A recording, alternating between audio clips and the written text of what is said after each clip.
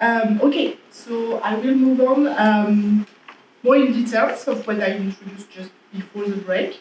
Orphanet classification and then specific like how we update the database and the nomenclature and actually update from the outside. So we really get requests from what we call information scientists in every country, every Orphanet members countries, sometimes from patients directly that do see mistakes or something missing on the database and wrote us and be like, my disease is not representative, and we worked and we evaluate if it can join to update just constantly like contents of information and data. As I just said before, Orphanet nomenclature is not a flat list of disease, but it's organized in a structured arborescent way called Orphanet classification of rare disease. So literally like a tree. So after the purposes of Orphanet nomenclature itself, purposes of Orphanet classification, I'm gonna read. So first, to organize rare disease information in a structured format, using the scopes and levels of granularity needed by clinician, organized by medical specialty because it's easier, reflecting exactly current clinical practice, and according to the diagnosis and therapeutic relevance. It also enables statistical and epidemiological analysis. We get consulted a lot about that for research purposes and writing with like European reports, official politics sometimes. So it guides non-expert clinicians towards appropriate information and resource. First, to help reduce delay to diagnosis, which can be really long for rare diseases because of low number of patients again, and to help improve the patient pathway. So to orientate them straightforward to the best care available in that country. And then finally to organize all the associated data and expert resources, so with many possible dimension and level of granularity. So as I mentioned, Orphanet nomenclature is structured in a classification with three main levels: group of disorder, subtype of disorder. We will keep this display and also color this page so that you are not lost in track, and represent a total of 33 classification groups defined according to medical specialty. As I mentioned, so classification level, group, disorder, subtypes reflect the level of precision of each diagnosis.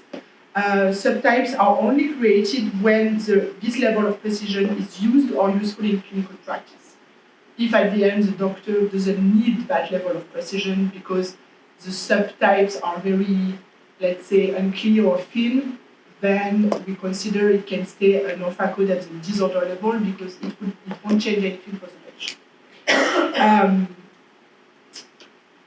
And yes, so and at the disorder level, one of the main criteria is that it represents clinically homogeneous entity, so really same phenotype and phenotype criteria and features for patients. What is called a typology for clinical entity. So in addition to the classification level, each clinical entity is assigned a typology according to its not zoological definition within each level of classification. So it's not really a matter, honestly, of today. Just to let you know that we do categorize them, especially the disorder. We have like this much category of disease, clinical syndrome, biological anomaly, malformation syndrome, morphological anomaly, and then we have little exception of like particular clinical situation in a disease or syndrome, but it's very rare category we mostly don't use. And then subtypes that's clinical, etiological, or histopathological, depending again of the medical specialty. However, in general, this type of information and the level of classification is mostly used for data analysis, not for clinical practice. Doesn't matter if it's a malformation syndrome or clinical syndrome at the end. So it's important to note that for coding purposes, it is recommended to use either a disorder or subtype level, representing the level of confirmed diagnosis. So I'm insisting on that because this is really, we don't code with a group of disorders, because as you can imagine, it would be very large spectrum for some groups. So it's not representing well each patient and each case. And the disorder level is also the aggregation level for stats and sharing data. So this is just an example that is just reformatted, but same with color. The disorder level is highlighted by the gray box in orange bubbles. So for group of disorder would be in the big group of rare neurological disease. We have the leukodystrophy group. And within the leukodystrophy, you can see that at the disorder level, you find Canavan disease with other disorders as Alexander disease, Krabbe, etc. And within each of them, there's like several subtypes displayed. And this hierarchized systems allow to structure the data and enable to answer many and variated questions in different settings at different level of precision.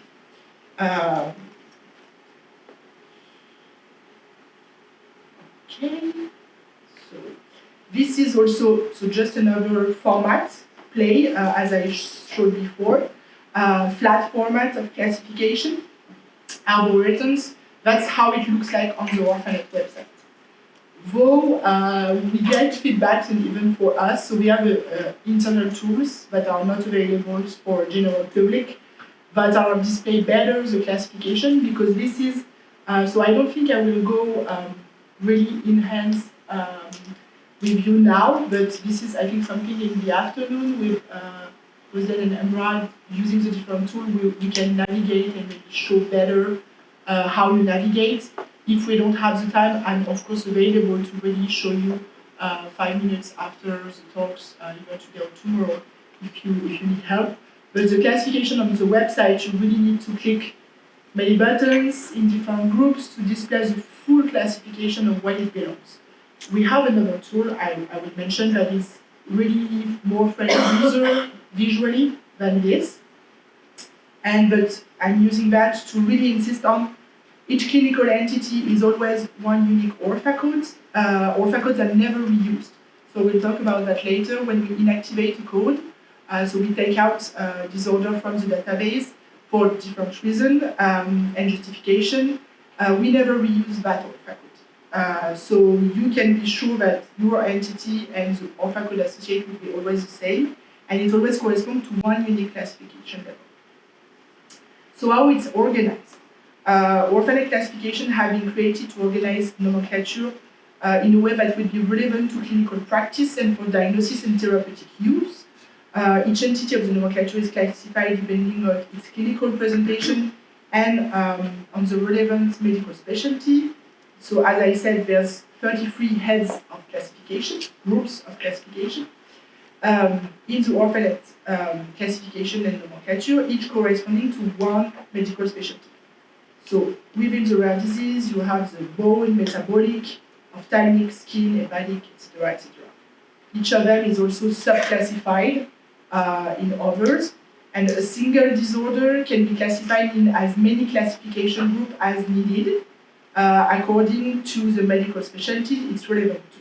So it's mostly because, as you already know and very aware, many rare diseases are multisystemic, so involve really different organ systems, not just only a dermatologic aspect or a pulmonary aspect. So that's why we needed this multi-classification system to organize the multi-hierarchical structure. And so moreover, a disorder or a group can also have different parents throughout the classification system. That means that Orphanet classification is also polyparental. In this example, so the same disorder, atypical HUS, is classed under rare constitutional hemolytic anemia group in the hemolytic classification and under the hemolytic uremic syndrome group in the renal classification. So this polyparental structure also works for particular cases, such as the one depicted here, where a subtypes, so here's the ocular cystinosis, can be classified by itself without its mother disease in a specific group in another classification, where the other subtypes of the same disease does not belong. So just to your attention, a subtype cannot have two different disorders as parents in different classification. Only one disorder parent is allowed for each subtype. So another example from the website, here for Fanconi-Bickel syndrome, it's classified in four groups listed here.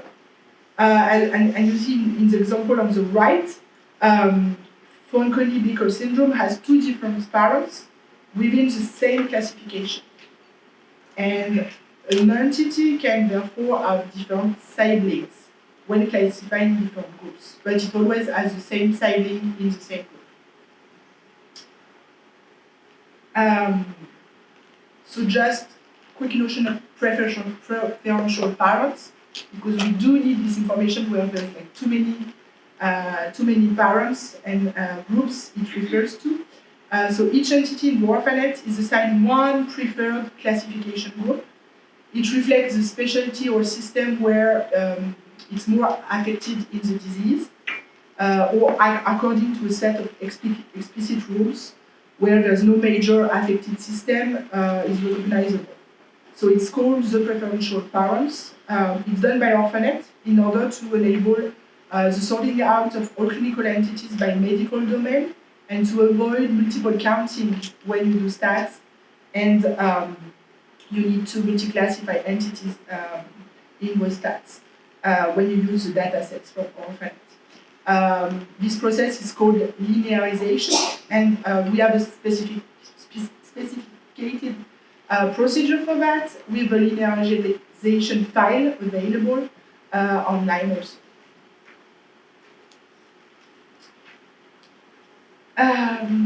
So the purpose of this classification system is multiple. It's not only to provide high quality information on rare disease in a structured format, but also to enable those statistical and epidemiological true analysis data according to different levels of granularity that are not always on the same level. For example, categories bring together an enabled analysis of unrelated disease that share a common classification criteria. So in this example, for instance, we have highlighted autosomal dominant intermediate Charcot-Marie disease, type E, which is a neuropathic disorder, and nail patella syndrome. At first view, these two disorders are unrelated. However, they are both characterized by a glomerulopathy, and thus we can find them both in the category disorder with multisystemic involvement and glomerulopathy, which is one orthocode, 567562. So, to give you real examples on what the words of the classification really mean. Classification navigation. So, as I mentioned, I think I won't have time to show right now, but this is definitely something we can discuss and see afterwards in reality, if you need to. So this is a page of the website, classical page from classification menu. As you can see, so you always need, when you enter Orphanet website, to check on the left side you have categories, and when you are within the classification menu, you can search any disease by disease name or orthocodes, and you always need to just make sure you click the good box when you enter anything here, because if you enter an orthocode and its disease name is going to tell you like no result, even if there is a result for your disease. So this is like common mistake even me I'm making often. And how, so it's going to show up. So in each, as I said, in each disorder disease page, you have the information of, I mentioned before, with the ID card, we say, for each disease. And below, in the section called Additional Information, you have further information of the disease, and usually the first one is always classification and then gene. And classification and the number in brackets is like, it appears this disorder in 4 different classification groups. And same with genes, means that it's linked to those 10 genes, and you can find the list and immune correspondence. And this is exactly what type of data we do update when it's necessary, especially for genes. It's changed a lot with the molecular sequencing era since like 20 years. There's a lot of disease that appear as rare disease because described from the molecular point of view through sequencing method. So, and how you visualize. So then, when you click on that button here, mentioning, they are all clickable with the, when they are underlined. It will show you the 4 classification group it belongs. And then when you will click on one, you always need to use, that's why it's a bit not super friendly, to have everything in once. There's like plus minus little button to basically unfold classification levels. So you need to click all the button in one category, because of course, if you are changing to another classification group, it will show you another. And this is the other tool we have that is a secret tool, but I mean, not so secret at all. But usually medical practitioner and any practitioner really like it better. It's available. It's called DataVis, for data visualization tool. It's available on our website, and through it has been done through the RD Code project, which was a precedent project where those kind of tools did happen because we got a lot of requests that classification online was not so friendly, and so it would be nice to better visualize those data. And so basically here it's much nicer, and I can really show you live, but you have the level of classification, and this is dynamic. And so when you click, you can show children, parents, both. You can switch to another group, and it's really, because of the bubble format, really keeps the hierarchical structure visible and more easy than in a flat classification, and it's also faster most of the time.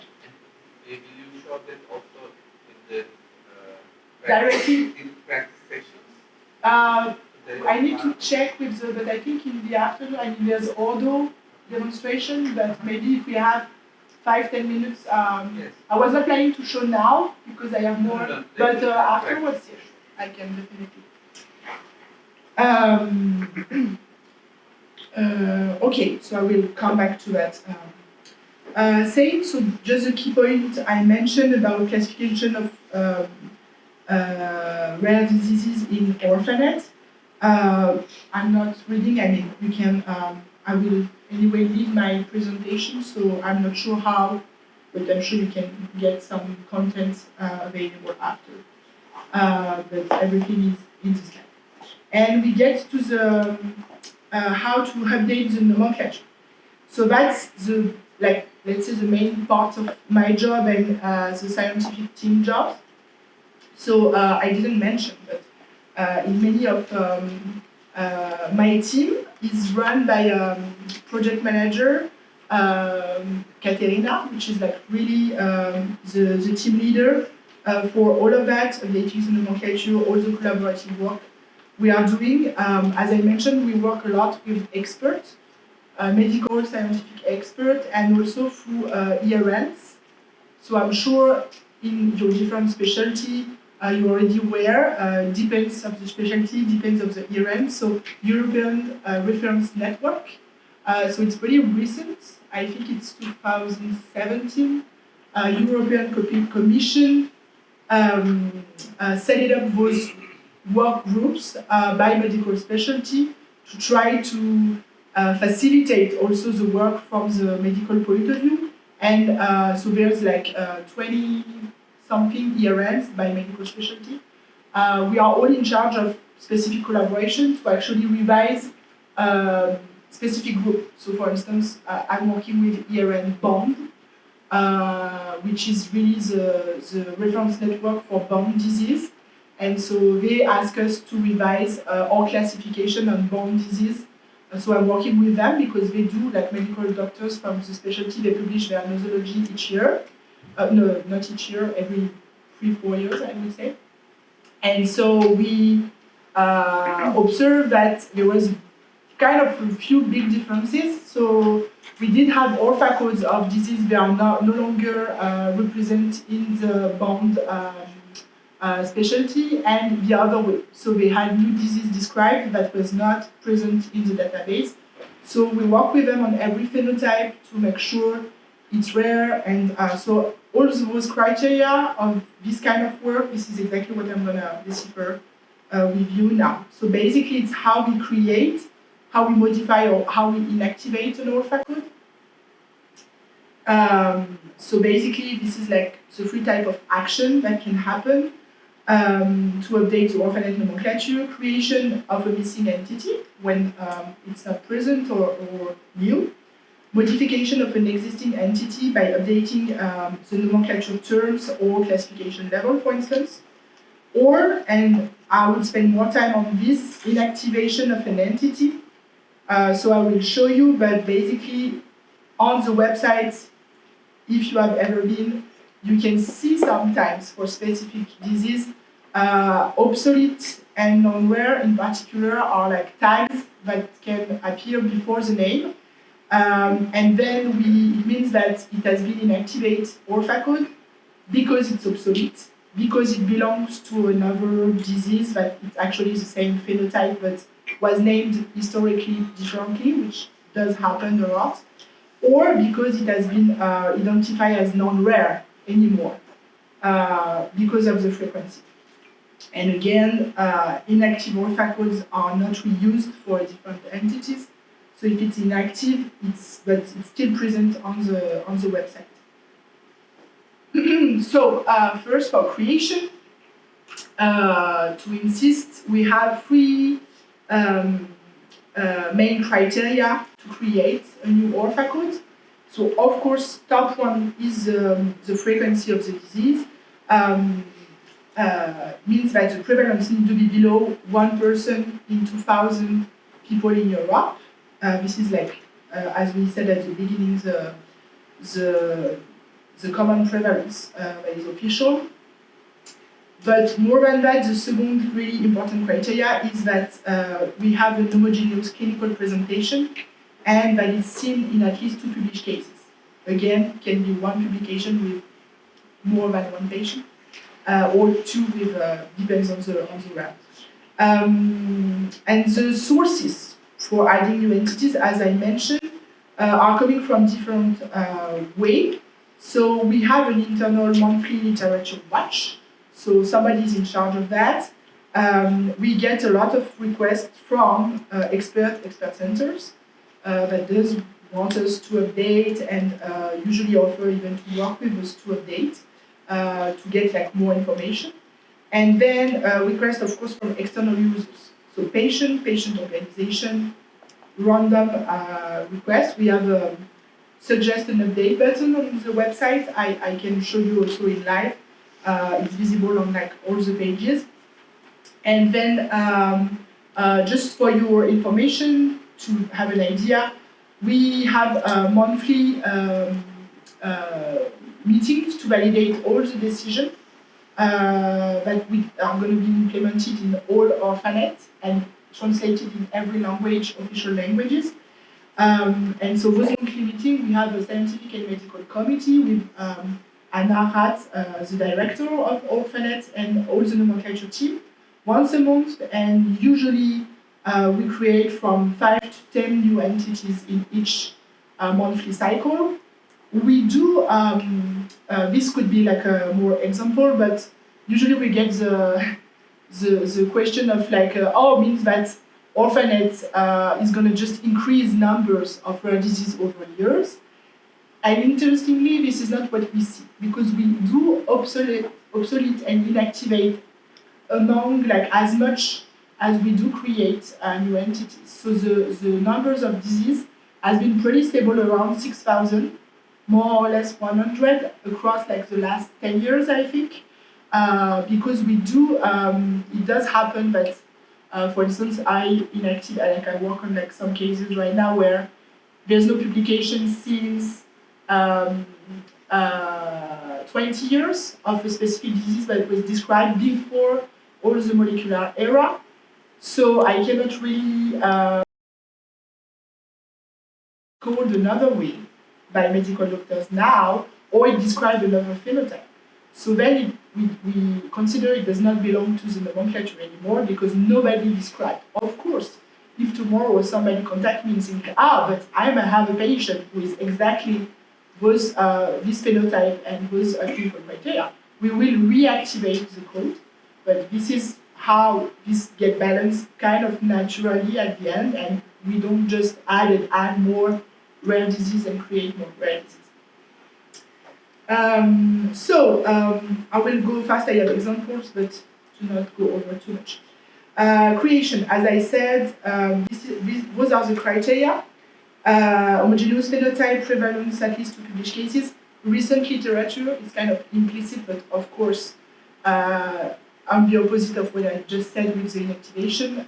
If we have a recent paper describing patients with the same phenotype meeting the prevalence and it's not overlapping any other existing orpha codes at the same level, then we're going to create. And so prevalence and at least 2 publications, keep in mind that it's at the disorder level, of course, because if we do consider the group of disorder or subtypes, it won't meet those criteria, for sure. Okay, and just then I have example each time. For instance, this one, idiopathic full house nephropathy. It was actually a request from the RN in charge, which is called Orphanet experts, to have a rare kidney disease. They have and they see patients, and as you can see, when we look for, so we always validated through scientific literature and expert proof advice, and so we encourage a lot to them to publish their cases, because if it's not published, we will do consider, but it makes it a little more, let's say, complicated, and also because this is the base of scientific community to share, especially in rare disease, very important, because scientific and medical doctors from different parts of the world need to be on top of like, oh, I have one patient and I have also same patient with same phenotype. And so it was rare, well described in that paper from 2017, so very recent. And we do have a mention of a differential diagnosis, so we are sure it does meet some common features with systemic lupus arterius, but there's significant difference that is called differential diagnosis because patient lacks a diagnosis for systemic feature found in here. So this justifies creation of a new code that does represent a proper entity. This is a case of a reintroduction. It was removed because our epidemiologists calculate prevalence and it was set up non-rare in September 2016. And yeah, for frequency, sometimes we do struggle a bit because depends on the variability of inclusion criteria used in different studies. And especially in rare disease, and I'm sure you are aware of that, it's sometimes very hard to calculate a very true prevalence, very accurate, because there's also many diseases where people just retake what has been published over and over, but don't really recalculate. And in 20 years in some field, it does change a lot, and also in some countries versus others, the incidence rates can be really different. Voila, and I'm going to modification. Any questions or things that are blurry or complicated? Thank you for the presentation. Maybe you mentioned that I couldn't catch it. Is there an algorithm for numbering the diseases or subgroups? Corrected, I didn't hear the first part. What? Is there any algorithm for numbering the groups or diseases? Can we understand the number if it represents a group or a subtype or a disease or anything, Thank you. something else. Group of patients, you mean? Group of orphan. Ah, can we understand, like, if it belongs to a group or Yes. no? But simple. What was the question? If there's a logic in the attribution of the orpha codes depending on the classification level, is it your question? So there's no logic of the orpha code numbers with group disorder or subtypes. The logic, though, is that since I said that we don't reuse any orpha codes, when you see a disease with a very low number, example orpha code 57, pretty sure it's there, it means that it was created basically the first years of Orphanet, so 25 years ago, and we keep implementing. So orpha codes that we are creating now are with 5 digits, I think. 5 or more. 5 or more, I think we are 5. So because of that, so it's an information that I think usually it's kind of very informative, because sometimes people ask us like, oh, this orpha code and this disease looks like that, and just from the difference of numbers we can tell like, oh no, this is very old syndrome that looks with both criteria, but a new disease has been described because it has an extra feature, really something that let us know like that it's a differential diagnosis. But no, we don't classify, so it's no correlation between the classification level and the numbers, but if you see a very low numbers from like basically orpha code 1, 2, 3, 100 to like now, which is I think we are at 5 digit numbers, yes, that's the most recent that we are creating. Codes of groups, subtypes, disorders, all are from the common pool. Codes of groups, subtypes, and disorders, all are from the common pool, or there are other ongoing numbering for the groups, disorders, I and think that subtypes. was a question, or do I don't understand?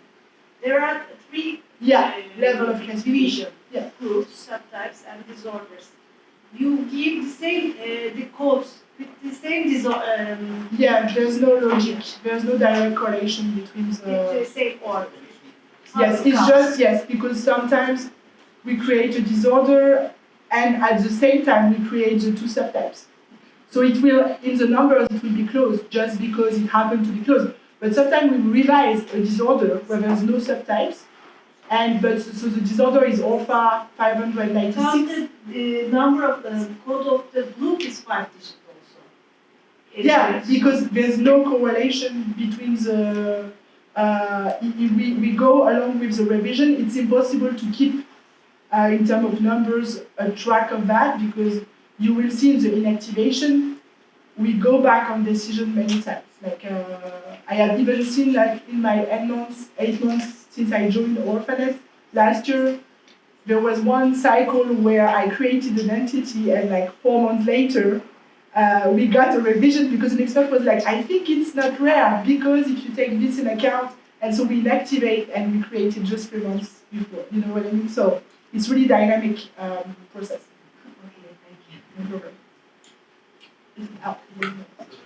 Bonjour. How can we make a request for our center or a register to be included in your? I will show, but also in the Emra. Will you diffuse my presentation to participants? Are they access to the slides or not? No problem. Yeah, so if you have my presentation, the slide with all the teams were displaying different email address. So, and depending on your request, you can directly contact those email address. But I can explain to you, and I will show the button of how to suggest an update online. I would recommend from medical experts you directly contact us, not through this is just the general public pages. So I mean, it's gonna come to us anyway, but it's more specific, and also always feel free we are, as you have seen, I mean, the organic guild might seem big. In reality, we are total in Paris, I think 40 people with the IT team in total. So we all discuss and communicate. So basically, we already know, like, usually my colleague come to me and be like, can you reply to this? Because we got that in another team, but it belongs to nomenclature question. So we do talk, even if you don't know, just contact any address and you ask, can you refer me to the right person? But I remind you to show in the web page, I will show. Any other question? And modification. So this is going to be a bit quick. So it's any change that can be made to nomenclature terms, main name, classification, or typology of an entity. There's going to be a specific case for historic entities, which is something you can find on the website. So there's both three possible modifications. Nomenclature terms can be modified, so it concerns the preferred term, synonyms, or keywords. Keywords are not visible on the website when you search. It's just keywords that we are adding to facilitate the search in the search toolbar. So it's not visible. What you can see is only preferred term and synonyms. But to help you, for instance, to be better at like Google search, we add sometimes keywords that are not exact concepts. Synonyms we add needs to be exact concept of the disease. So meaning even if the words are different, it really describes the same phenotype, same medical disorder. The classification modification would be to add a group to multi-classify the entity or move to a different group, or modification of the level of classification. So what we just said, from a disorder, it will become a subtypes, and we will create another subtypes, because subtypes cannot be alone in the disorder it belongs. Typology can be changed, and then third, and it's a bit exception, a disorder can be flagged historic. And what we call historic is, I didn't update that, but it's no report, so scientific publication since 25 years. Actually, we stopped saying 25 years because the more years we are going through, it's changed. Basically, anything since genomic and sequencing era, so 1990s, we consider it historic because there was no new evidence in the recent 25 years. Is kind of depending, relatively recent or not. But in rare disease, it can really make the difference. And so then we flag it historic, and I will let you know after. The historic flag is still an active orphan code, but it's mentioned in the definition that there's no longer evidence since 25 years that this is an actual phenotype. So just an example. Here, classification modification for hepatocellular carcinoma entities. So it's a specific pediatric type corresponding to different pathogens. Gene association, chemotherapy sensitive or not, and specific resources and studies strongly suggest there's actually behind it a different biological disease, and means that we have different publications describing different type. And so therefore, it became a group of disorder. It was initially a disorder in the database. It became a group of disorder. And adult and pediatric subtypes became disorder in the classification. So we did distinguish because there's an impact on the patient pathway and care that is going to change the information that is either adult forms or pediatric forms is an information. Historic entities, as I mentioned, so when you go to an entity that is historic, there's no flag of historic, but there's always this sentence at the end of the disease definition. There have been no further description in the literature since 1987 in that case. So this means that it's historic. We do, again, these codes are active, so as a medical doctor, you can code and use it.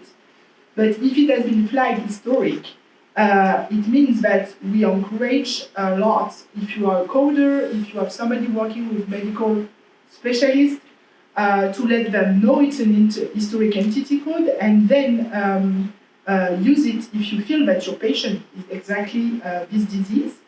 But then it could be worth considering informing the medical community and then publish your case report and a peer-reviewed, just so that everyone is aware, oh, we have new patient on that, and it does, and then we can even reactivate if there's actually a publication related to it. Okay, and then we go to inactivation. I will try to be quick. This is like the most kind of complex and difficult part because Orpha codes are unique and permanent.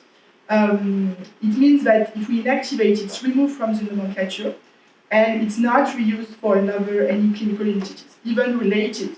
So subgroups, even that we won't reactivate that code. We will create a new one for this subtype. And more than that, it's really useful for us to keep it, to not reuse, because we tracked informatically in order to ensure the stability in the use and of the nomenclature. It actually makes it complicated to what we said before. If there was a logic to keeping the numbers following the classification, this is like a nightmare to take care.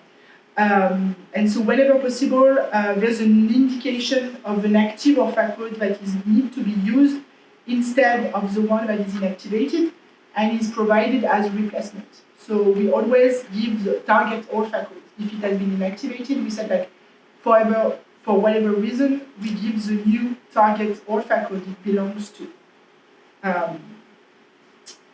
So three possible situations: inactivation by obsolescence, by deprecation, and because non-rare in Europe. So I will go one by one, same with a quick example, just to give you a numbers representation. Target codes for inactivated entities are available. For instance, when we counted last July, so the Orphanet database contained at the time 6,900 clinical entities at the disorder level, but 90% of that number were active entities, so meaning 10% of 6,939 were inactive, and among the 10% inactive, this is how they display. So 4.5% were obsolete entities, 3.5% were duplicated, and 2% were identified as non-rare, so we took it out. So first, obsolescence. It concerns an entity that has been created in the past, but upon re-evaluation, it has been noted that it should not have been created in the first place. Reasons are because the phenotype isn't clear and cannot be well defined. The entity is an exact duplicate of another existing Orpha code.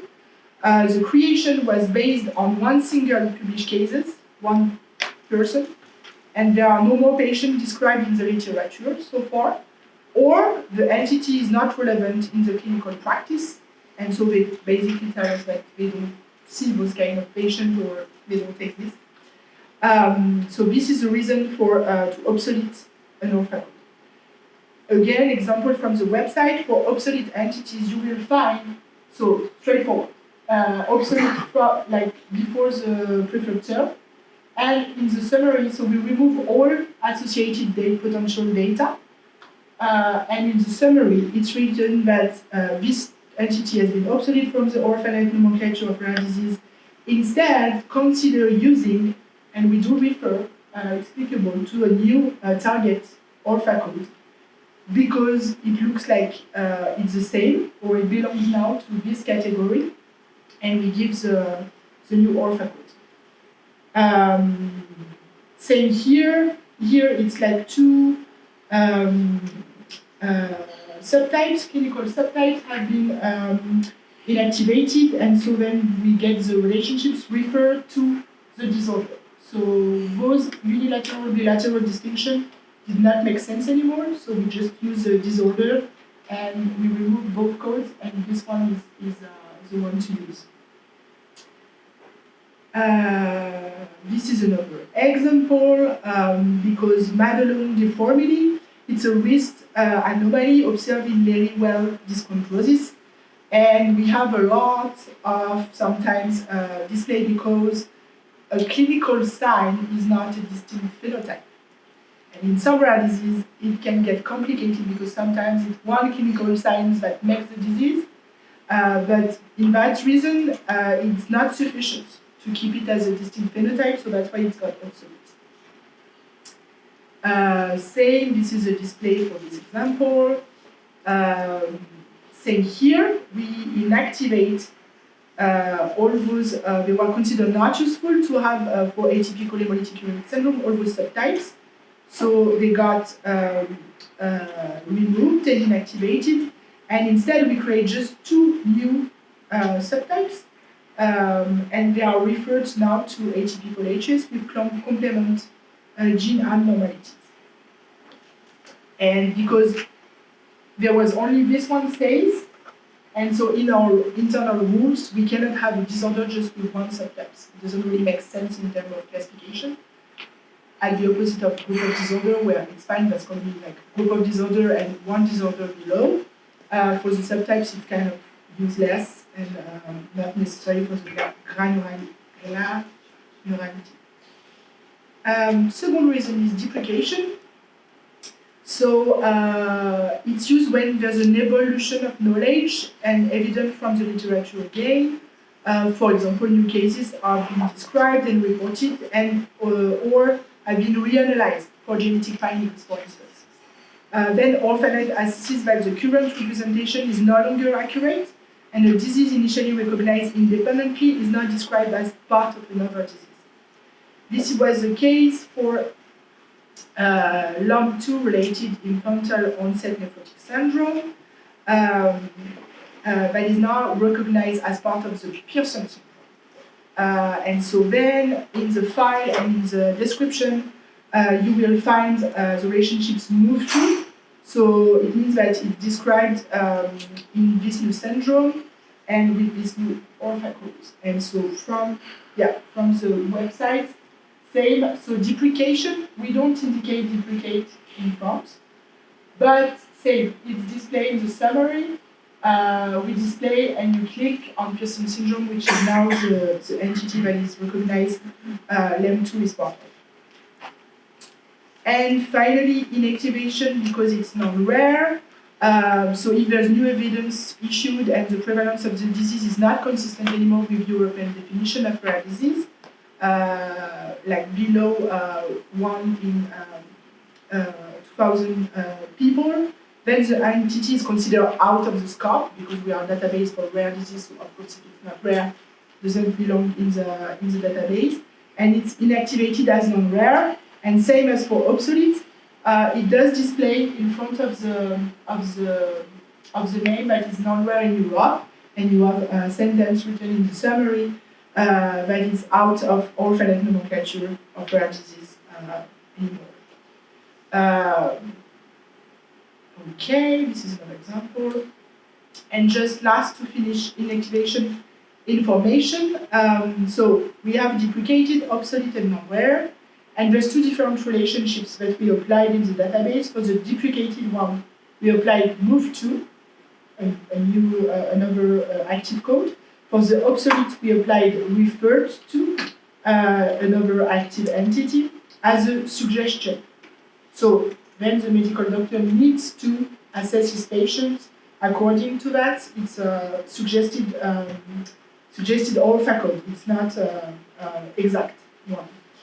And as for rare disease, they are out of the scope, and so we provide a corresponding code to other terminology. So we keep other terminology information because it's not that even if it's considered as non-rare, doesn't mean that there's still information on other medical terminology, or MIM, ICD, etc. Okay.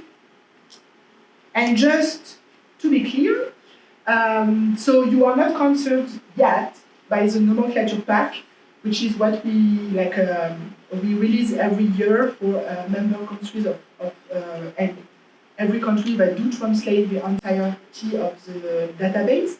You have another system that I'm sure I will say wrong, but I know that it has been translated in Turkish like 2 years ago, most of it. And so that the idea is of course, at some point to hopefully get you on that, and then the nomenclature pack gives all the differential files every year of what entities have been inactivated, what codes have been created, alignment files also, etc. But you currently have a system that does work, just need little extra effort to access the data. But just on this inactivation information, we do trace. So obsolete and non-rare entities, you cannot find them in the search tool in the Orphanet website. So it means that to get to that page where it tells you obsolete, if you type precedent disease name, or it won't show, it will tell you no result because it has been inactivated. But if you type in Google, which happens often, we are still pretty well referenced. So through Google search, it will show you the Orphanet page and takes you to that.